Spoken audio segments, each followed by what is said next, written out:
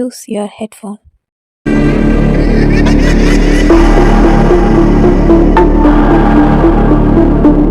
மது அருந்துதல் உடல் நலத்திற்கு தீங்கானது.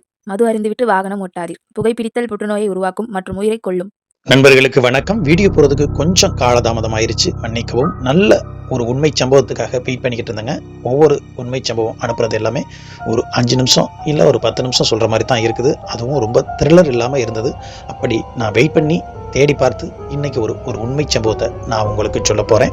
அப்படி என்ன ஒரு உண்மை சம்பவம்னா, பொங்கல் நாட்கள்ல, அதாவது அந்த பொங்கல் செலிப்ரேஷன் நடந்துகிட்டு இருக்க அந்த நாட்கள்ல அந்த விழாவுக்கு தேவையான ஒரு பூவை பறிக்கிறதுக்காக கடற்கரை ஓரமா இரவு நேரத்துல அந்த கிராமத்தை சேர்ந்தவங்க எல்லாம் அப்படி போனவங்க மத்தியில அந்த கிராமத்தை சேர்ந்த ஒரு இளைஞனோட உடம்புல ஒரு மோகினி பேய் அவர் உடம்புல வந்ததற்கு அப்புறம் அவரோட வாழ்க்கையில எப்படியெல்லாம் அதிபயங்கர நிகழ்வுகள் மற்றும் அமானுஷ்ய நிகழ்வுகள் நடந்தது என்பதை தான் இன்னைக்கு நாம வீடியோவில் பார்க்க போறோம்.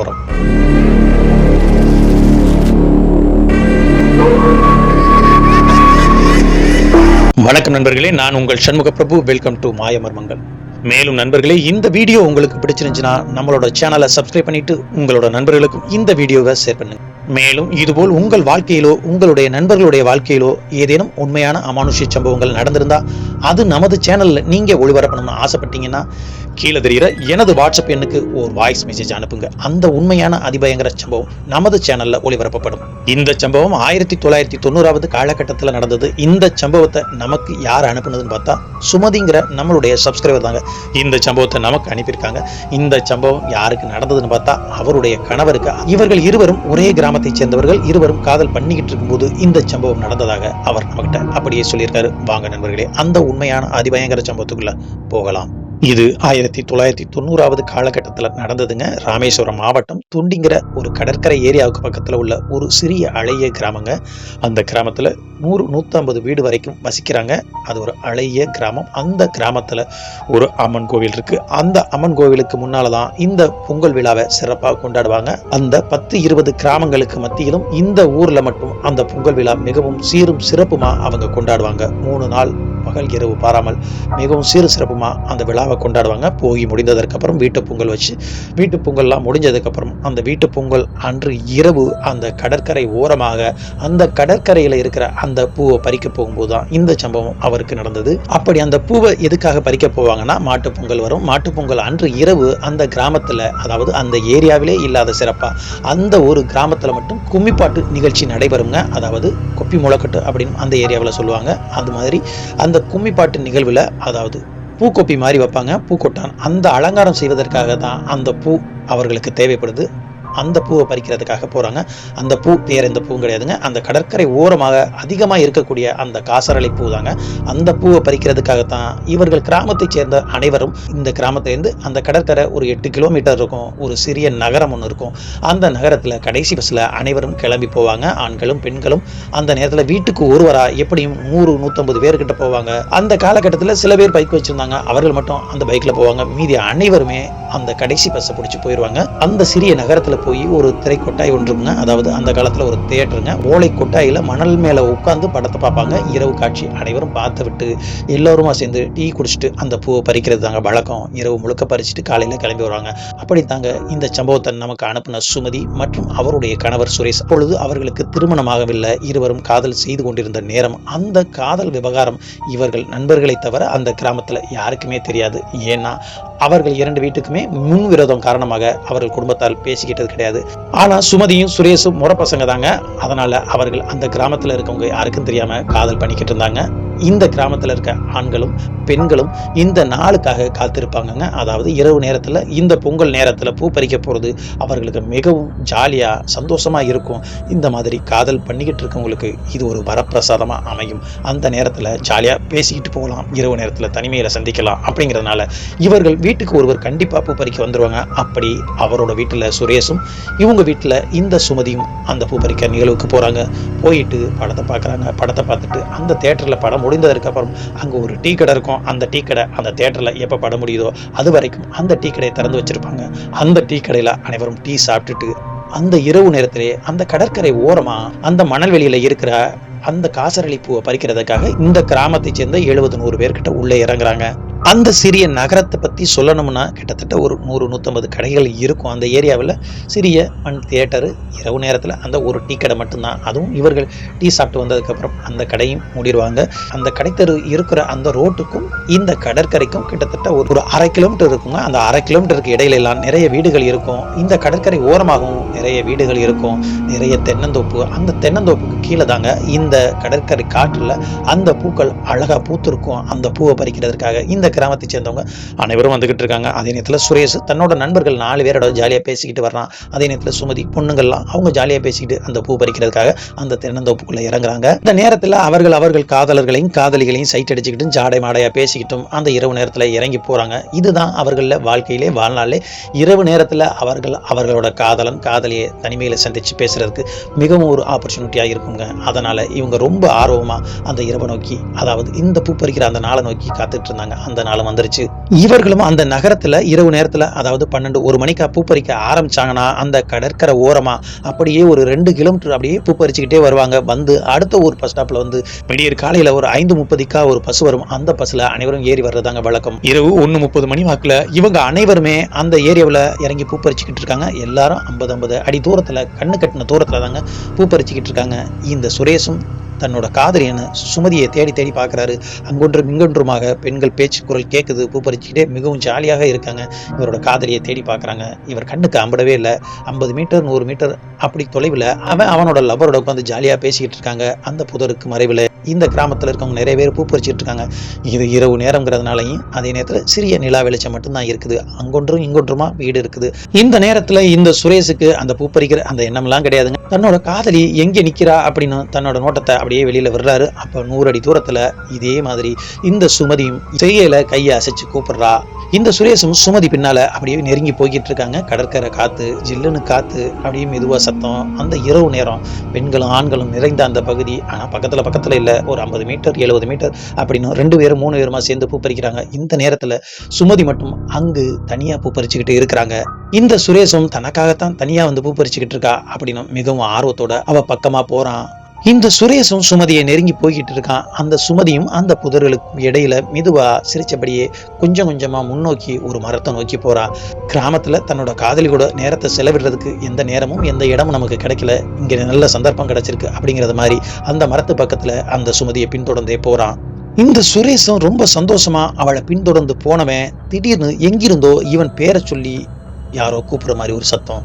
திரும்பி பார்க்கறான். 50 அடி தூரத்துல சுமதி அங்கே நின்று இவனுக்கு செய்கை காட்டி கூப்பிடுறா. அப்ப முன்னாடி போறது யாரு அப்படின்னு முன்னாடி அந்த மரத்துக்கு பின்னால மெதுவா எட்டி பார்க்கறான். அங்க சுமதி கிடையாது. சுமதி மாதிரியே ஒரு இளம்பெண் இவனை ஆசையோட அங்கு கூப்பிடுறா. இவனுக்கு ஒரே ஷாக்கு, பார்க்கறதுக்கு சுமதி மாதிரியே இருந்தாலே, ஆனா இப்ப பார்க்கும்போது சுமதி மாதிரி இல்லை என்று ரொம்ப ஷாக்காகி மறுபடியும் சுமதி பக்கமா திரும்புறான். அங்கு மறுபடியும் சுமதி தாவணி பாவாடையில இவனை கூப்பிட்டுக்கிட்டு இருக்கா. அப்பத்தான் இவனுக்கு ஒண்ணு புரியுதுங்க. ஆமா, சுமதி தாவணி பாவாடையில தானே வந்தா, இங்க நிக்கிறது புடவை கட்டிக்கிட்டுல நிக்கிறா யாரோ அப்படின்னு சொல்லிட்டு அப்படியே அவன் திகச்சு போய் நிக்க. அதே நேரத்துல அந்த கடற்கரை ஓரத்துல நிறைய வீடுகள் அங்கொன்றும் இங்கொன்றுமா இருந்தது இல்லைங்க. அதுல ஒரு வீட்டுல லைட் எரியிற சத்தம் கேட்டு அங்கிருந்து ஒரு குரல் ஒன்று கேட்குதுங்க. யாரா அது கொள்ளக்காட்டுகள்ல என்னடா பண்றீங்க அப்படின்னு சொல்லி அந்த சத்தம் கேட்குது. உடனே அந்த சத்தத்தை நோக்கி இங்க பூ பறிச்சுக்கிட்டு இருந்தவங்கள ஒருத்தர், ஐயா பொங்கல் விழாவுக்காக பூ பறிக்க வந்திருக்கோம் அப்படின்னு சொன்னேன். சரி பார்த்து பறிங்க, ஆனா நீங்க நிக்கிற இடம் சுடுகாட்டு ஏரியா, கொஞ்சம் தள்ளி போங்கடாங்கிட்டு அப்படின்னு அவர் தூக்க கலக்கத்துல சத்தம் போட்டு லைட் ஆஃப் பண்றாரு. அதே நேரத்துல இவர் திகைச்சு போய் அந்த பெண்ணை பார்க்கும் பொழுது அந்த பெண் அந்த புதர் ஓரமா நின்று இவனை பார்த்தபடியே அந்த புதருக்குள்ள மறைஞ்சு போறா. இவனுக்கு சாக்காகுது, உடம்பெல்லாம் விடவெடுத்து போகுது. இந்த நேரத்துல பாக்குறதுக்கு சுமதி மாதிரியே இருந்தா நம்மளை கூப்பிட்டா வேற நம்ம ஊர் ஆட்களும் கிடையாது, நம்ம ஊர் பொண்ணுங்களும் கிடையாது, இது யாருன்னே தெரியலையே இந்த நேரத்துல அப்படின்னு சொல்லிட்டு அந்த நேரத்துல சுதாரிச்சுக்கிட்டு வேகமா அந்த சுமதி கூப்பிட்ட அந்த இடத்த நோக்கி வேகமா போறான். இவனும் நேரம் அந்த சுமதி பக்கத்துல போறான். சுமதியோட ஃப்ரெண்ட்ஸுலாம் அங்கே பூ பறிச்சுக்கிட்டு இருக்காங்க. எல்லாம் பேசிக்கிட்டே ஜாலியா பூ பறிக்கிறாங்க. ஆனா இவனுக்கு அங்க பார்த்த உருவம் அப்படியே கண்ணு முன்னால வந்து நிக்குது, கைகாலாம் ஆடுது. அந்த நேரத்திலையும் அந்த கடல் குளிர் காற்றலையும் அவனுக்கு உடம்பெல்லாம் வேர்த்து விறுவிறுத்து போகுது. இதை கவனிச்ச சுமதி, என்னாச்சுப்பா, என்ன அப்படி வேர்த்து விறுவிறுத்து போயிருக்கேன், என்னாச்சு அப்படின்னு சொல்லி கேட்கும் பொழுது, இல்லப்பா ஒன்றும் இல்லை, நீ என்னை கூப்பிட்ட மாதிரி இருந்தது, அதான் அந்த மரத்துக்கு பக்கத்துல போனேன், நீ அங்கே இல்லை, இங்கே பார்த்தா நீ என்ன கூப்பிட்டுக்கிட்டு இருக்க, அதான் இங்கே வந்தேன், வந்த வேகத்தில் வேர்த்து போயிருக்கு அப்படின்னு சொல்லி சமாளிக்கிறான். அதே நேரத்தில் சுமதி பக்கத்தில் இருந்தா அவங்க ஃப்ரெண்டு இவனை கலாய்ச்சி வர்றாங்க. யாரை பார்த்தாலும் உன்ன மாதிரியே இருக்கும் போல இருக்குடி அப்படின்னு சொல்லி சிரிச்சுக்கிட்டு பூ பறிக்கிறாங்க. இந்த சுரேஷுக்கு மனசெல்லாம் ஒரே கலக்கமாக இருக்குது. அப்போ அங்கே நம்ம பார்த்தது நம்ம ஊரை சேர்ந்த பெண்ணும் கிடையாது, நம்ம காதலியும் இங்கே இருக்கிறா, அவளும் தாவணி பாவடையில் இருக்கா, அது புடவையில் மிகவும் அழகாக வந்து நம்மளை கூட்டிகிட்டு போனது யாரு அப்படின்னு அதற்கு மேலே யோசிச்சுட்டு அன்னைக்கு பூவை பறித்து முடிச்சிடறாங்க. எல்லாரும் அந்த பக்கத்து கிராமத்துக்கு அந்த பஸ் ஸ்டாப்புக்கு வந்து சேர்ந்துறாங்க. இந்த சுமதி, சுரேஷ் மற்றும் அவர் நண்பர்கள் எல்லாருமே அந்த பஸ்ஸுக்காண்டி வெயிட் பண்ணி அந்த பஸ்ஸில் ஏறி வந்துடுறாங்க. காலையில் வந்து எல்லாரும் படுத்து தூங்குறாங்க. படுத்து தூங்கிட்டு அந்த பூவெல்லாம் கட்டி அந்த கொப்பி, அதாவது அந்த குப்பி கொட்டான அந்த பூவாழை அலங்காரம் பண்ணுறாங்க. அலங்காரம் பண்ணி இரவு 9 மணிக்கு மேலதாளத்தோட ஒவ்வொரு வீடாக மேலதாளத்தை தட்டிக்கிட்டு வர்றாங்க. இரவு நேரம், அந்த நேரத்தில் அவ்வளவாக அந்த கிராமத்தில் மின்விளக்கு வசதி கிடையாது. கையில் பெட்மாஸ் லைட் எடுத்துவாங்க மேலதாளத்தோட. அப்படியே ஒவ்வொரு வீடாக வந்து அழைச்சிக்கிட்டு மொத்தமாக கோவிலுக்கு கொண்டே வைப்பாங்க. அந்த கோவில் வாசலில் முன்னால் வச்சுட்டு கிராமத்தார்கள் சேர்ந்து அனைவரும் கும்மி பாட்டு பாடுவாங்கங்க. கும்மி பாட்டுக்கு சுற்றி கும்மி அடிப்பாங்க. அந்த நேரத்தில் கும்மி பாட்டு பாடி விடிய அடிப்பாங்க. அதே நேரத்தில் இரவு நேரத்தில் போர் அடிக்கக்கூடாது அப்படிங்கிறக்காண்டி நிகழ்ச்சிக்காக வெளியிலிருந்தும் ஆட்களை கூட்டிகிட்டு வருவாங்க. அவர்கள் கிராமிய பாட்டு மற்றும் அவர்களும் கும்மி பாட்டு, அவர்கள் கும்மி பாட்டு பாடும்பொழுது சில பேர் கருப்பசாமி பாட்டும் பாடி கருப்பசாமி வேஷம் போட்டு ஆடுவாங்க. அப்படி அந்த நிகழ்வுலாம் நடந்துகிட்டு இருக்கும்போது ஒரு பக்கம் ஆண்களும் ஒரு பக்கம் பெண்களும், அந்த ஊரே அந்த கிராமமே அந்த கோயிலில் தான் இருக்கும். ஒருவர் கூட வீட்டில் இருக்க மாட்டாங்க. அந்த நாளுக்காக மிகவும் ஏங்கி போய் நிறைய பேர் வெளியூர்லேருந்து வந்து இந்த நிகழ்ச்சியை பார்க்கறது வழக்கம். அப்படி இருக்கும்போது அந்த பாட்டெல்லாம் நடந்துகிட்டு இருக்கும்போது இந்த சுரேஷுக்கு பாத்ரூம் வருதுங்க. பாத்ரூம் வர்றதுனால அந்த ஏரியா விட்டு வெளியில வந்தவன் ஒரு இடத்துல பாத்ரூம் போக போறான். அந்த நேரத்துல தன்னோட காதலி தன்னை பின்தொடர்ந்து வந்துகிட்டு இருக்கா. இதை பார்த்து அந்த இடத்துல சந்தோஷப்பட்டவன் இது மாதிரி சந்தர்ப்பத்தை தான் எதிர்பார்த்தது மாதிரி அவன் காத்துக்கிட்டு இருந்த மாதிரி தன்னோட காதலி தனக்கிட்ட ஒரு செய்ய காட்டிட்டு பக்கத்துல ஒரு பள்ளிக்கூடம் சந்து இருக்கு. அந்த சந்து பக்கமா அவ போக அவள் பின்னாடியே இவன் பாத்ரூம் போறத நோட்டம் விட்ட அவனுடைய காதலி அந்த கூட்டத்திலேருந்து விலகி ஒரு 2 நிமிஷம் கழிச்சு இவன் போன திசையில மெதுவா வர்றாங்க. ஆனா முன்னால போனது அவனோட காதலி கிடையாது.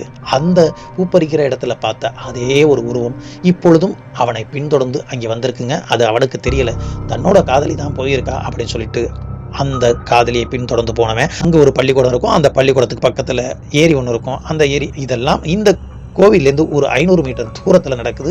அந்த பாட்டு சத்தம் கேட்குது, அந்த வெளிச்சம் அங்கே இருக்கும். இந்த இடம் இருட்டாக இருக்கும். அந்த இருட்டுக்குள்ளே 2 பேரும் உள்ளே போகிறாங்க. அதாவது இந்த சுரேஷ் பார்த்த அந்த உருவமும் உள்ளே போகிறாங்க.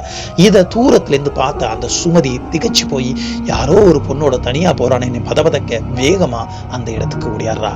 தன்னோட காதலன் தனக்கு துரோகம் செய்யறான் அப்படிங்கிற மாதிரி அந்த இடத்துல பதபதச்சு வேகமா ஒடியார அந்த பெண்ணை இவன் கட்டி அணைச்சபடி இருக்கும் பொழுது அந்த இடத்துக்கு சுமதி வரவும் இந்த சுமதிய இந்த சுரேஷ் பார்த்து மறுபடியும் சாக்காகிறாங்க.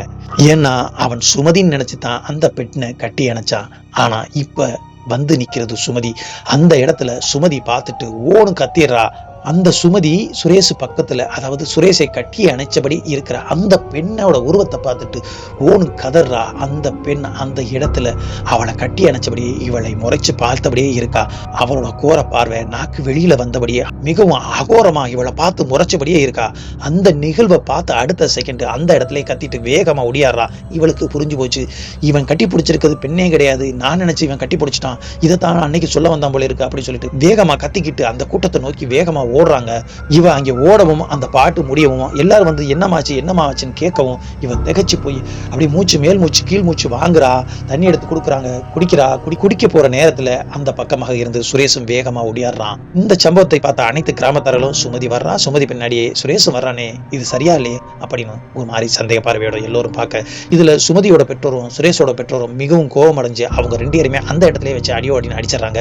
உடனே சுமதி எவ்வளவு சொல்ல பாக்குறா. இவ வந்த பதட்டத்திலையும் அதை பார்த்த பயத்திலையும் அதை சொல்ல முற்படுறா. ஆனா சொல்ல முடியல. அதுக்குள்ள இவர்கள் மேல சந்தேகப்பட்டு இவர்கள் ஆல்ரெடி காதல் பண்ணிக்கிட்டு தான் இருக்காங்க. ஆனா அந்த கிராமத்தை சேர்ந்த யாருக்கும் தெரியாது. இவர்கள் 2 வீட்டார்களுக்கும் இதில் சம்மதமும் கிடையாது. இவர்கள் நீண்ட நாளா சண்டை போட்டுக்கிட்டு இருக்காங்க. அதே நேரத்துல இவர்கள் 2 பேரும் சொந்தக்காரங்க தான். உடனே சுமதியும் இப்ப நம்ம இதை சொன்னா யாரும் நம்ப போறது கிடையாது, எப்படியோ நம்மளோட காதல் விவகாரம் நம்ம வீட்டுக்கு நம்ம சொல்லாமலே தெரிஞ்சிருச்சு, ஆனா நம்ம பேரு கிடப்போதே அப்படின்னு தன்னோட அம்மா கிட்ட விளக்கத்தை சொல்றா. அம்மா, நான் பாத்ரூம் போன இடத்துல நான் பார்த்த உருவம் வேறமா, இவனை பார்த்து நான் கத்தல, இவன் என் பின்னாடி வந்தான்னு நான் கத்தல, நான் சொல்றதை கேளு அப்படின்னு சொல்லும்போது நீ சொல்றது எதுவா இருந்தாலும் வீட்டுல வந்து சொல்லு அப்படின்னு சொல்லிட்டு அவங்க கிளம்ப போகும்பொழுது இந்த கருப்பசாமி பாட்டு, அதாவது இந்த கருப்பசாமி சாமியாட்டம் ஆட போறாங்கிற மாதிரி மைக்ல சொல்றாங்க. அதனால அவங்க அம்மா இந்த கருப்பசாமி ஆட்டத்தை மட்டும் அதை பார்த்துட்டு போகலான்ட்டு மறுபடியும் அங்கேயே உட்கார்றாங்க. இந்த கருப்பசாமி பாட்டு போட்டு அந்த பாட்டுக்கு ஆட்டம் நடக்குதுங்க. அந்த நேரத்தில் அது வரைக்கும் அமைதியாக இருந்த சுரேஷ் அந்த பாட்டு போட்ட அடுத்த செகண்டு இந்த சாமியாட்டம் அந்த கருப்பன் வேஷம் போட்டு ஆடுறாரு பாருங்க. அவர் சுற்றி அந்த ரவுண்டில் சுற்றி ஆடவும் இவன் ஆண்கள் பக்கமாக அமர்ந்திருந்தவன் அப்படியே அப்படியே ஒரு மாதிரியா நடந்து எதிர்பக்கம், அதாவது பெண்கள் பக்கமாக அவங்க அம்மா உட்காந்துருக்காங்க. நேராக அவங்க அம்மா காலடியில் போய் உட்காந்தவன், அம்மா வா வீட்டுக்கு போவோம், அம்மா வா வீட்டுக்கு போவோம்னு ஒரு மாதிரி செய்ய பண்ணுறான். ஏன்டா வீட்டுக்கு போகணும், இருடா கருப்பசாமி ஆட்டத்தை பார்ப்போம் அப்படின்னு சொல்லி அவங்க அம்மா சொல்லும்பொழுது, இல்லை நீ வீட்டுக்கு வாரியா இல்லையா அப்படின்னு தன்னோட உரத்த குரல்ல சத்தமாக பேசுகிறான்.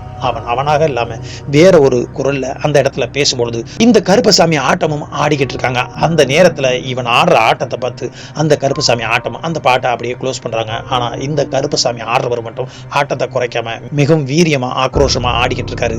உடனே எல்லாரும் சுரேஷை கட்டுப்படுத்தி அந்த இடத்துல அமர வச்சுட்டு இந்த கருப்பசாமி ஆடிக்கிட்டு இருக்க ஒரு ஆட்டம் குறையல, அவர் காலில் விபூதி வாங்கலாம் அப்படின்னு சொல்லிட்டு ஒவ்வொருத்தரா விபூதி வாங்க, அப்படியே இந்த சுரேஷோட அம்மா அவரோட காலில் விழுந்து விபூதி வாங்கும் பொழுது அந்த சுரேஷோட அம்மா கிட்ட அந்த கருப்பசாமி ஆடினவர் ஒரு வார்த்தை சொல்றாரு.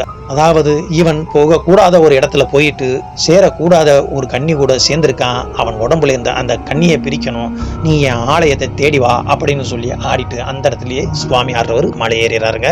இவர்களுக்கு அப்பத்தாங்க புரியுது இவன் எதுக்காக இப்படி எல்லாம் நடந்துக்கிட்டான். இந்த ஒரு அரை மணி நேரம் தாங்க இருக்கும். அரை மணி நேரத்துல இந்த கருப்பசாமி ஆட்டம் ஆடிக்கிட்டு இருக்கும்போது ஆடின ஆட்டம் அவனோட செயல் அனைத்துமே ஒரு பெண்ணை போலவும், அதாவது அவங்க அம்மாவை கூப்பிடுறதும் வைக்கிறதும், இங்க இருக்க வேணாம் போகலாம் அப்படின்னு ஒவ்வொருத்தரையா கூப்பிடுறதும் அவனோட செயல் பூரா வித்தியாசமா இருந்தது. இந்த கருப்பசாமி ஆட்டம் ஆடி அவர் சொன்னதற்கு அப்புறமா தாங்க இந்த சுமதி அங்கு என்ன நடந்தது, தான் என்னத்தை பார்த்தேன் அப்படின்னு அந்த கிராமத்தார் முன்னிலையில சொல்றா.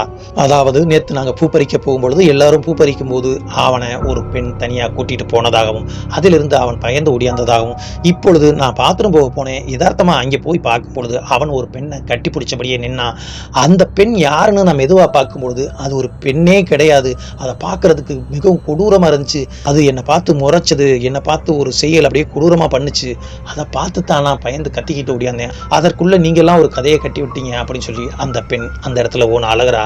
உடனே சரி அப்படின்னு சொல்லி சமாதானம் பண்ணிட்டு அன்றைக்கு நிகழ்ச்சியெல்லாம் நடந்ததற்கு அப்புறம் இவனாகவே இல்லைங்க, 2-3 நாளாவே அவன் செயல்லாம் வித்தியாசமா இருக்கு. இந்த கருப்பசாமி ஆடி ஆட்டம் சொன்னார்ல, அவர்கிட்ட கூட்டிட்டு போகலாமா அப்படின்னு யோசிச்சுட்டு இருக்கும் பொழுதே அந்த கிராமத்தை சேர்ந்த நிறைய பேர் நம்மளோட அம்மன் கோயில முதல்ல போய் பார்ப்பா அப்படின்னு சொல்லிட்டு அந்த பூசாரி கிட்ட அனைத்து விவரத்தையும் சொல்லி அந்த பூசாரி கிட்ட போய் கேட்கறாங்க. அந்த அம்மன் கோயிலோட பூசாரி கிட்ட போய் கேட்கும் பொழுது அவரும் அம்மனுக்கு பூஜை எல்லாம் பண்ணிட்டு விபூதி எடுத்து பூசிட்டு, ஐயா சின்ன காத்து கருப்பு அப்படின்னா விபூதியை போட்டாலே போயிடும், நம்மளோட கோயில் வாசல்லே வந்து ஆடி இருக்குன்னா அது எப்பேற்பட்ட பேயா இருக்கக்கூடும், அவனோட உடம்புல நேர பூந்துருச்சு போல இருக்கு. அந்த கருப்பசாமி ஆடினார் பாருங்க வேஷம் போட்டு, அவரை பத்தி எனக்கு நல்லா தெரியும். அவர் கருப்பசாமி வேஷம் போட்டு ஆடுறவர் மட்டும் கிடையாது, அவர் சில மாந்திரிக தாந்திரிக வித்தைகளையும் கற்றவர். அவருக்கு இந்த ஆன்மாவை எப்படி விரட்டுறதுன்னு தெரியும். அதனால அந்த கருப்பசாமி ஆடுறவர்கிட்ட இந்த ஆன்மாவை கூட்டிட்டு போங்க, அப்பத்தான் சரியாகும் அப்படின்னு அவர் சொல்லி அனுப்புறாரு. அவர் சொல்லும் பொழுதே அந்த ஆட்டம் ஆடுறாங்க சுரேஷ், அதாவது சுரேஷ் அந்த ஆட்டம் ஆடுறான். இவனை கொண்டு போனீங்கன்னா இவன் உயிரை நான் எடுத்துட்டு போயிடுவேன், அங்கெல்லாம் கூட்டிட்டு போக வேணாம், இவனோட இருந்துட்டு நான் இவனை கூட்டிகிட்டே போயிடுவேன் அப்படிங்கிற மாதிரி எல்லாம் சொல்லுது. இதுல மிகவும் அதிர்ச்சி அடைஞ்சிடறாங்க. உடனே அவனை கோயில்ல இருந்து கூட்டிட்டு போறாங்க. இந்த பூசாரி சுரேஷோட அப்பாவை தனியா கூட்டிட்டு வந்து அவர்கிட்ட ஒரு விஷயத்த சொல்றாருங்க. இந்த விஷயம், அதாவது கருப்பசாமி கோயிலுக்கு கூட்டிட்டு போற விஷயம் உன் எனக்கு தெரிய வேணாம், தெரியாம கூட்டிட்டு போ, இங்கே இந்த ஆட்டம் போடுறான்னா நீங்க அவனை அந்த கருப்பசாமி ஆடிட்ட கூட்டிட்டு போனீங்கன்னா அவன் என்னெல்லாம் ஆட்டம் போடுவான்னு கொஞ்சம் யோசிச்சு பாரு அப்படின்னு சொல்லிட்டு ஒரு முடிவு பண்றாங்க. இவனை எப்படி கூட்டிட்டு போகலாம் அப்படின்னு யோசிக்க ஆரம்பிக்கிறாங்க. இவன் ஒரு சில நேரத்துல விசித்திரமா இருந்தாலும் ஒரு சில நேரத்துல நார்மலா இருக்கிறான். அந்த நேரங்கள்ல இந்த நண்பர்களும் இந்த பெண்ணோட நண்பர்கள் மூலமா, அதே நேரத்துல இந்த கும்மிப்பாட்டுல நடந்த அந்த விஷயத்து மூலமாகவும் இந்த சுரேஷும் அந்த சுமதியும் காதல் பண்ற விவகாரம் 2 வீட்டுக்கும் முழுசா தெரிஞ்சதுக்கு அப்புறம் அவர்களுக்குள்ள அந்த பகையெல்லாம் மறந்து பரஸ்பரமா கொஞ்சம் உதவி பண்ற மாதிரி வர்றாங்க. அந்த இடத்துல கொஞ்சம் பேச்சுவார்த்தை நடக்குது. அதாவது இந்த பையனுக்கு இந்த மாதிரி ஆச்சு, இதை சரி பண்ணணும் அப்படின்னு அவங்க அத்தை வீடு சைடு இருந்தோம் கொஞ்சமா அந்த பெண்கள் பேச ஆரம்பிக்கிறாங்க. அந்த காலகட்டத்தில் இவனை அவனுடைய நண்பர்கள் மூலமா அந்த இடத்துக்கு எப்படியாவது அவனை கொண்டு வந்து சேருங்க அப்படின்னு சொல்லிட்டு இவங்க குடும்பத்தார், அதாவது இந்த சுரேஷோட அப்பா அம்மா, அதே நேரத்தில் அந்த சுமதியோட அப்பா, அதாவது இப்ப அந்த சம்பவத்துக்கு அப்புறம் கொஞ்சம் பேச ஆரம்பிக்கிறாங்க. அதனால அந்த சுமதியோட அப்பா அனைவரும் அந்த இடத்துக்கு ஏற்கனவே முன்கூட்டி போயிடுறாங்க. இவர்கள் நண்பர்கள் என்ன சொல்லி கூப்பிட்டாங்கன்னு தெரியலங்க, கபடி மேட்ச் அப்படின்னு சொல்லி கூட்டிட்டு வந்து நேர அந்த கருப்பசாமி கோயிலுக்கு பக்கத்துல அந்த கருப்பசாமி கோயிலுக்கு கூட்டிட்டு வந்துறாங்க. அந்த எல்லைக்கு வந்தோன்னே இவர் விசித்திரமா அடம் பிடிக்கிறாரு. இவர்கள் அனைவரும் விடாம அவர் அப்படியே குண்டு கட்டா தூக்கி கொண்டாந்து வச்சுறாங்க. நேர அந்த கருப்பசாமி கோவிலுக்கு முன்னால அந்த கருப்பசாமி ஆடுறவர்கிட்ட கொண்டு போய் விட்டதுக்கு அப்புறம் ஒரே ஆட்டங்க, சரியான ஆட்டம் ஆடுறான் அந்த சுரேஷ் உடம்புல இருக்க அந்த பெண்ணோட ஆன்மா ஆட்டம் ஆடுது. நீங்க என்ன பண்ணாலும் இவன் உடம்புல இருந்து நீங்க இவனை பிரிக்கவே முடியாது. இவன் கூட நான் சேர்ந்துட்டேன், குடும்பம் நடத்த ஆரம்பிச்சிட்டேன், இவன் தான் என்னோட வாழ்க்கை அப்படின்னு சொல்லி அவன் வாயிலிருந்து பேசுதுங்க. ஒரு ஆன்மா, ஒரு பெண்ணோட ஆன்மா பேசுது, இவனோட குடும்பம் நடத்துற மாதிரியே பேசுதுங்க. உடனே அந்த கருப்பசாமி ஆடுறவர் சாமி ஆட்டம்லாம் ஆடாம ஒரு விபூதியை மந்திரிச்சு போட்டு நீ யாரு, என்ன நடந்துச்சு அப்படின்னு சொல்லி கேட்கும் பொழுது அது அலட்சியமா எதையுமே சொல்ல மாட்டேதுங்க. உடனே அருள் வந்த மாதிரி இந்த கருப்பசாமி ஆடுறவர் இந்த சுரேஷை தலைமுடியை பிடிச்சபடியே அந்த தலைமுடியில உச்சி முடியில ஒரு முடியை போட்டுட்டு இப்ப நீ சொல்லு, இல்லைன்னா இவன் உடம்பை விட்டு நீ போக முடியாத அளவுக்கு நான் பண்ணிடுவேன், வேற ஏதாவது நான் பண்ணிடுவேன், நீ யாரு என்னன்னு மட்டும் சொல்லு, உன்னை போக்குறதா வேணாமான்னு நான் முடிவு சொல்றேன் அப்படின்னு சொல்லும்போது அந்த ஆன்மா அவனோட உடம்புல முதல் முறையா தான் யாரு, எதற்கு வந்தேன் அப்படின்னு அப்படி பேச ஆரம்பிக்குது. அதாவது இவங்க பூ பறிக்கிறதுக்காக அந்த கடற்கரை ஓரமா போனாங்கல்ல, அந்த சிறிய நகரத்தை சேர்ந்த அந்த பெண் தாங்க. அந்த பெண் கொஞ்சம் நடத்தை சரியில்லாத பெண் அப்படின்னு அந்த ஏரியாவில் ஏற்கனவே பேச்சிருக்குங்க. அதாவது நிறைய ஆண்களோட அந்த பெண்ணுக்கு தொடர்பு இருந்திருக்கு. அப்படித்தாங்க கட்டுக்கடங்காம அந்த பெண் வாழ்ந்திருக்கா. அவளுக்கு ஒரு 18 வயது தான் இருக்கும் அந்த காலகட்டத்தில். அப்படி கடற்கரை ஓரமா ஒரு ஆணோட ஒதுங்கையில அந்த ஆணுக்கும் இவளுக்கும் வாய் தகராறு ஏற்பட்டதால அந்த ஆண் அவளை அடித்ததாகவும் அந்த இடத்திலே இவள் சுருண்டு விழுந்து இறந்து போனதாகவும், அந்த நேரம் முதற்கொண்டு அவனையும் காலி செஞ்சுட்டேன், அதே நேரத்துல எனக்கு ஆண்களோட தாகம் தீரவே இல்லை, காத்துக்கிட்டே அந்த இடத்துல இருந்தேன், அந்த நேரத்துல தான் இவன் அந்த இடத்துக்கு வந்தான், அதுவும் என்னை எங்கே அடக்கம் பண்ணியிருந்தாங்களோ அந்த இடத்து பக்கத்திலே பூ பறிச்சிருந்தான், பார்க்கறதுக்கு அழகா இருந்தான், அதனாலதான் இவனை தேடி வந்தேன் அப்படின்னு சொல்லி அந்த ஆன்மா அவனோட வாயிலேருந்து சொல்லுதுங்க. ஆமாங்க, ஏற்கனவே இவர்கள் பூ பறிக்கும் பொழுதே அந்த வீட்டுக்காரங்க ஒருத்தர் கூப்பிட்டு சொன்னாரு, நீங்க நிக்கிற இடம் சுடுகாடுடா, அந்த இடத்தை விட்டு போங்கடா. இந்த சுரேஷ அந்த ஆன்மா அந்த இடத்துல இருந்து பின்தொடர்ந்தே வந்திருக்குங்க. இவன் கூட எப்படி சேர்ந்துச்சுன்னு தெரியலங்க, அதை நமக்கு சொல்லல அவங்க. ஆனா இவன் கூட சேர்ந்து அந்த பெண்ணோட ஆன்மா வாழ ஆரம்பிச்சது தான் இந்த கருப்பசாமி ஆடுறவர்கிட்ட அப்படியே சொல்லுது. இந்த கருப்பசாமி ஆடுறவரும் கண்ட நேரத்துக்குலாம் சாமியாட்டம் ஆடுறது கிடையாதுங்க. இந்த மாதிரி எங்காவது விழான்னு கூட்டிட்டு போனா அங்கே போய் ஆடுவாரு, அப்படி இல்லைன்னா ஏதாவது முக்கியமான நேரத்துல தான் சாமியாட்டம் ஆடுவாரு.